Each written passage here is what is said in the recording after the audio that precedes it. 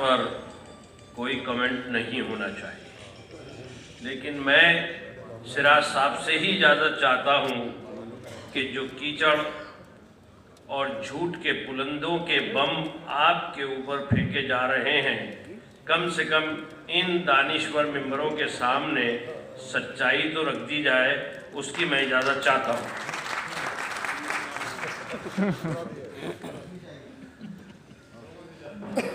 लोगों से लोग क्या नहीं चाहिए, नहीं। बहुत बहुत शुक्रिया आपका, आपने मेरी हिम्मत अफजाई की।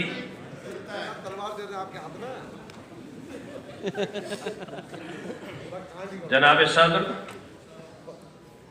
रहमान साहब, सिराज कुरैशी साहब, उनके पैनल के सभी मेंबरान,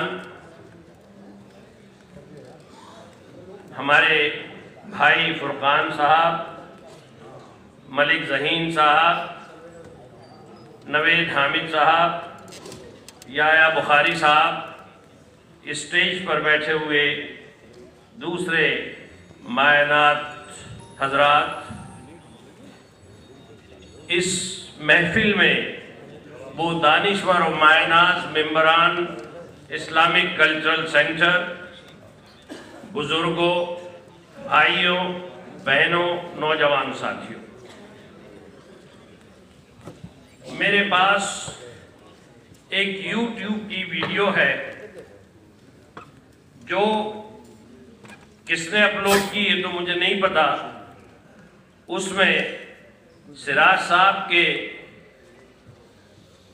सामने इलेक्शन लड़ने वाले सदारती उम्मीदवार, हमारे पुराने दोस्त साथी जनाब आरिफ मोहम्मद खान साहब की वो मीटिंग थी और आप उन अपने साथियों के साथ कुछ इस्लामिक सेंटर के सिलसिले में फरमा रहे थे और उसमें उन्होंने इल्ज़ामात की ना रुकने वाली मूसलाधार बारिशों के इल्ज़ामात लगाए। अगर आप चाहें, इतना वक्त है तो मैं वो वीडियो आपको सुना सकता हूं और ये भी मैं आपसे कह रहा हूं, कोई साहब भी जब चाहें वो वीडियो मेरे साथ बैठ के देख लें।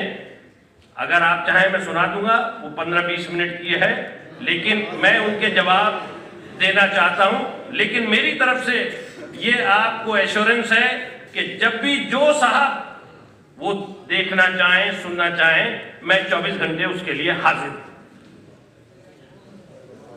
सबसे पहले उन्होंने उसमें जिक्र किया है हिंदुस्तान के वजीर आजम का, उस वक्त के जब शाहबानों का मामला पार्लियामेंट में आया और उन्होंने ये कहा, जो वो कह रहे हैं उस वीडियो में, कि मैंने मुझसे उस वक्त के वजीर आजम ने ये कहा कि ये शाहबानों का बिल है, इस पे आपको बोलना है और आप इस पे खुल के बोले। इन्होंने ये जवाब दिया कि मैं बोलूंगा तो मैं साफ बात बोलूंगा, आप उसको सुन सकते हैं तो सुन लीजिएगा। ये बिल्कुल बेबुनियाद गलत बात है। मैं ये चैलेंज से कह रहा हूं कि उनको उस वक्त अरुण नेहरू ने बरगलाया था और ये कहा था कि प्राइम मिनिस्टर ये बिल लाना चाह रहे हैं, तुम इसकी मुखालफत करो, मैं तुम्हें कैबिनेट वजीर बनवाऊंगा। उस वक्त वो डिप्टी मिनिस्टर थे और उन्होंने वही किया कि वो पार्लियामेंट में उसके खिलाफ बोले, लेकिन उन्हें मजबूरन उस बिल के हक में वोट देना पड़ा। उसके बाद आप फरमाते हैं कि मैंने इस्तीफा दे दिया। इस्तीफा दिया नहीं, उनको वजारत से बर्खास्त किया गया पार्लियामेंट में खिलाफ बोलने से। और आप फरमाते हैं उसमें कि मैं वजीर आजमों की परवाह नहीं करता। मैंने 3 वजीर आजमों से लड़ाई लड़ी है और मैं अकबर बादशाह का बीरबल नहीं हो सकता कि जो अकबर बादशाह कहेंगे वो मैं करूंगा। लेकिन माशाल्लाह बड़े दानिश्वर हैं। इस वक्त तो वो कमाल फारूकी, यामीन कुरैशी और अदीब साहब के बीरबल बने हुए हैं, वो उनके अकबर बने हुए हैं।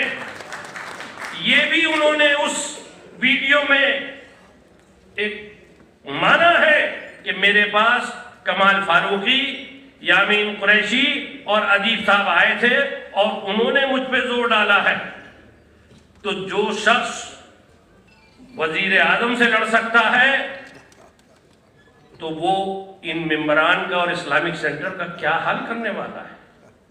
इस चीज को बड़ी संजीदगी से सोचने की जरूरत है। आप अपनी जिम्मेदारी खाली एक वोट पे निशान लगा के फारिग नहीं हो सकते। ये वोट खाली वोट नहीं है, ये वो वोट है, वो आपकी सोच है कि जिसको आप सोच के उन हाथों को मजबूत करेंगे, उन कंधों पे वो बोझ डालेंगे जो इस्लामिक सेंटर की हिफाजत कर सकेगा। अभी तक 15 साल में हमको कोई ऐसा कांधा और हाथ नहीं मिले कि जो इस बोझ को संभाल सकते हैं। तो ये आपको सोचने की जरूरत है। दूसरी बात, उन्होंने एक जिक्र किया, मुझे बेहद अफसोस है कि जो वजीर रहा हो, 8 बार 8 साल वजारत में रहा हो, चाहे वो यूपी की हो चाहे भारत सरकार हो, आप फरमाते हैं किंग हुसैन जॉर्डन के तशरीफ लाए और उसका प्रोग्राम रिसेप्शन इस्लामिक सेंटर को थोपा गया या उनको अलॉट किया गया।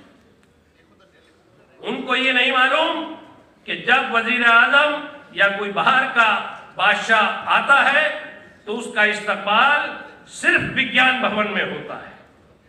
आप उसमें फरमा रहे हैं कि साहब मोदी जी को यह बताया गया कि एक तरफ तो आपका फोटो महल चौकसी के साथ, नीरव मोदी के साथ छप रहा है और अब सिराज कुरैशी साहब के साथ छपेगा। तो उन्होंने उस प्रोग्राम को इस्लामिक सेंटर से हटा के विज्ञान भवन कर दिया। यानी झूठ की एक लिमिट है और ये तक कह दिया कि इस्लामिक सेंटर का कोई भी एग्जीक्यूटिव का मेंबर विज्ञान भवन नहीं जाएगा। यहां बैठे हैं ये लोग, खड़े होकर बताएं कि विज्ञान भवन गए थे, उस रिसेप्शन में नहीं गए थे। बीओटी और एग्जीक्यूटिव के लोग बोले खड़े होके, भाई आप लोग चुप क्यों हैं? गए थे जी, गए थे। तो खड़े होके बताइए ना पब्लिक को, आप लोग बैठे क्यों हैं? तो इमरान भी गए थे साहब। फिर तो इस कदर झूठ का पुलंदा कि आप कहां ले जा रहे हैं इस्लामिक सेंटर को। उसके बाद आप फरमाते हैं इस्लामिक सेंटर में जो कैफेटेरिया है उससे 18% कमीशन आती है। भाई आपके साथ यामीन कुरैशी साहब चार्टर्ड अकाउंटेंट हैं, वो कमीशन नहीं कही जाती, वो प्रॉफिट शेयरिंग रेशो कहा जाता है। कैफेटेरिया चलाने वाला इस्लामिक सेंटर की जगह को इस्तेमाल कर रहा है और उसके इवज में उसे आप किराया कहिए या प्रॉफिट शेयरिंग कहिए, वो दिया जाता है। आप उसे कमीशन फरमा रहे हैं और जबकि उनके साथ यामीन कुरैशी साहब चार्टर्ड अकाउंटेंट हैं, उनके साथ इलेक्शन लड़ रहे हैं। आपको ये मालूम है कि आपके इस इस्लामिक सेंटर की तौसी होने जा रही है। आप कहते हैं मैंने सारे डिपार्टमेंटों में पूछ लिया, तौसी का कोई प्लान नहीं है, कोई प्लान सबमिट नहीं हुआ। अरे भाई हमने तो आज व्हाट्सएप पे, अखबारों में सब सुन रहे हैं कि भाई एक ही आदमी बोलता जा रहा है 5 साल से पूरा कुछ नहीं हो रहा देश में। उसका असर अब इस्लामिक सेंटर पे आ गया है।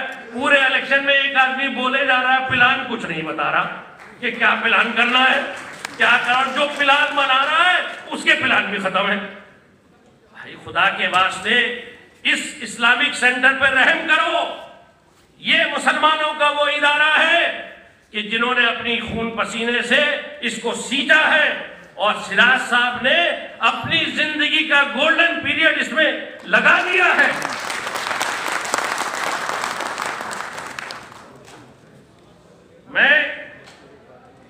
उन्होंने इसमें बड़ी गलीज बात कही है। उनके पास बैठे के साथ यहां डीले हो रही हैं, डीले। अच्छा, आप क्या कर रहे हैं कि साहब ये बैठे मिस्टर शारिफ नाम है वीडियो में, एक डील इन्होंने वहां करवाई है और उस डील के पैसे भी मिले हैं शारिफ साहब को, और वो उसका एतराफ कर रहे हैं। ये लानत है उस चुनाव लड़ने वाले पर कि जो रिश्वतखोर उनके पास उनके दफ्तर में बैठे हैं। क्या होने वाला है कल इस्लामिक सेंटर का? प्रेसिडेंट के चैम्बर में बैठेंगे वो लोग और वहां डीले करेंगे। हमें उससे उसकी हिफाजत करनी है। उसके बाद आप कहते हैं कि सिराज कुरैशी साहब झूठ बोलते हैं, उन्होंने कोई डोनेशन नहीं दिया, लोन दिया था।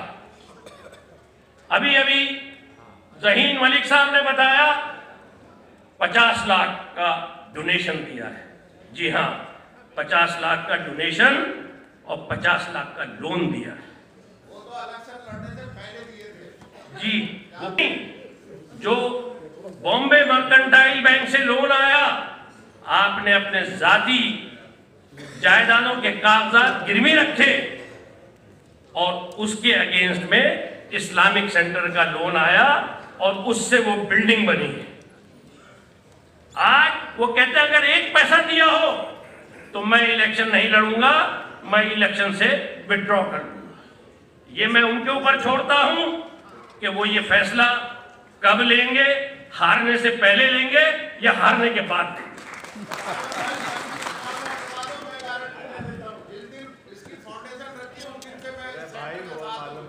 मेरे पास सबूत है, मैं तो कह रहा हूं।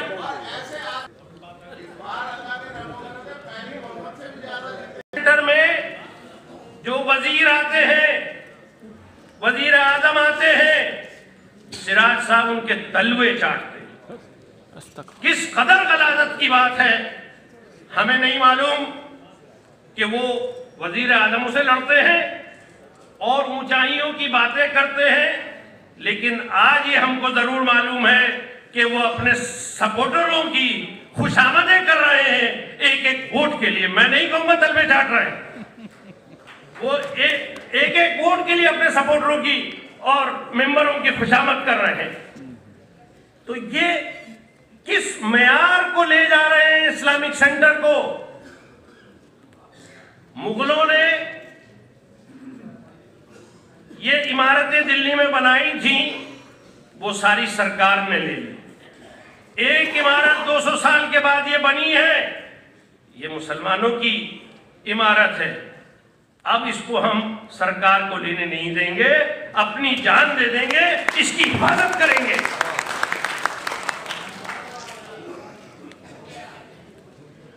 दूसरी बात,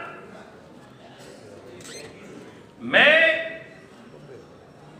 नहीं जानता कि सिराज साहब ने क्या क्या चीजें अपनी खोई हैं इस इस्लामिक सेंटर के खातिर। ये उनकी शराफत है कि वो उसका जिक्र भी नहीं करते।